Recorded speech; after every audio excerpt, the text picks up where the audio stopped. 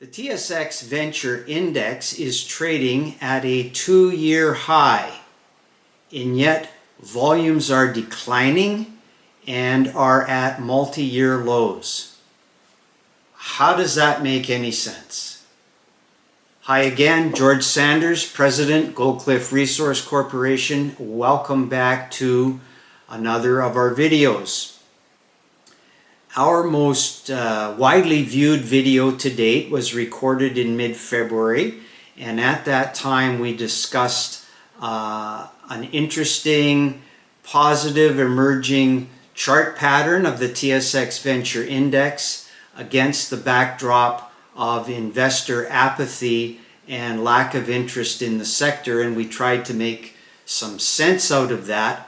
So today what we would like to do is further that discussion, have a little more of an update on what's happened post-February and early March. So as just before we jump into the chart, let's get some disclaimers out of the way. The first of which is we're using the TSX Venture Index as a proxy for the junior resource space. It's not that good of a proxy as we discussed in the earlier video, but we think it's the best we have, so we will proceed with that. The second disclaimer is I'm not a technical analyst, and while we're going to be looking at some chart patterns, I have no particular expertise in that field of investment analysis, which leads to the third disclaimer, and most importantly, I'm not a registered investment advisor. This is not investment advice. The purpose of these videos is to facilitate discussion about a changing business segment. So, having said that, let's jump right into the charts. I'm using this time around a 2-year chart of the TSX Venture Index, and I'm doing so to illustrate that we are at a more than 100-week high on that chart. So the first thing I'd point out is the three ceilings that we bumped up against in late 2024 and early 2025. And when we recorded our video in February of this year, we had broken out. We had broken through that ceiling and things looked pretty good. And of course, as soon as that video was published, almost the next day, the market turned around and, as you can see, had a fairly dramatic sell-off, only to recover very quickly and come up to just about the same level at which it had broken out. And then it had a very serious decline. We call these canyons or V-shaped bottoms because it went almost straight down and then straight back up again in a matter of just over 6 or 7 trading days. And you can see now that that trend has continued. It's been quite an acceleration, and as I say, we are at 2-year highs on this index. The potentially disturbing thing, and certainly very perturbing, is the declining volume with this advance. That's not a normal situation. Normally, what we would see is volume beginning to increase as prices increase, and certainly the opposites going on here. So let's try and come up with some possible explanations. Back looking at the camera now and my ugly mug. Two possibilities. One is that because the TSX Venture Exchange has broadened beyond a simple resource companies, there are many technology companies. What may be happening is a slight improvement in crypto stocks, blockchain stocks, AI junior stocks, and other tech-related stocks. As the price of Bitcoin has recovered from $75,000 to $100,000, that's quite a dramatic short-term improvement, and it's possible that the move in the index is reflecting some of those issuers listed thereon.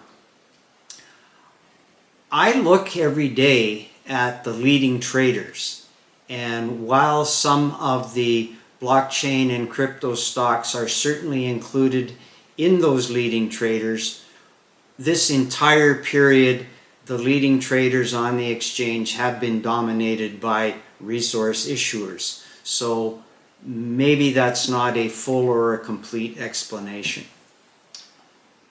A second explanation, which resulted from several conversations I had earlier in the week, is that maybe what's going on, and I'll back up just a second. We've been talking on some of these videos, particularly in the first quarter, of our business being in transition, our junior resource sector sort of moving from how things have happened over the last several decades to something new. So we're in a period of change, a period of transition.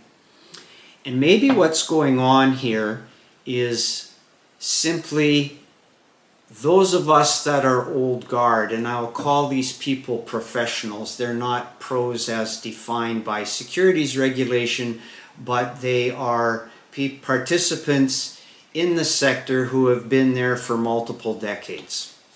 And many of us are running junior resource companies. Others of us are investors in those companies. Some of us are brokers and advisors, various levels of participants.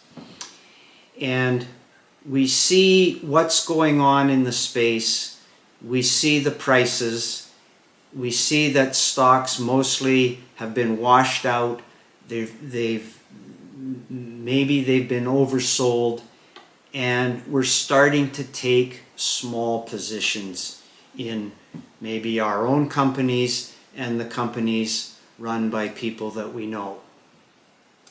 And so certainly the declining volume while the prices go up is unusual, but it may be a function of the crowd, new participants, not yet participating in the market, but on old guard, taking small positions in advance of thinking that this will happen in light of the higher precious metals prices. So very interesting chart pattern, super interesting dynamic.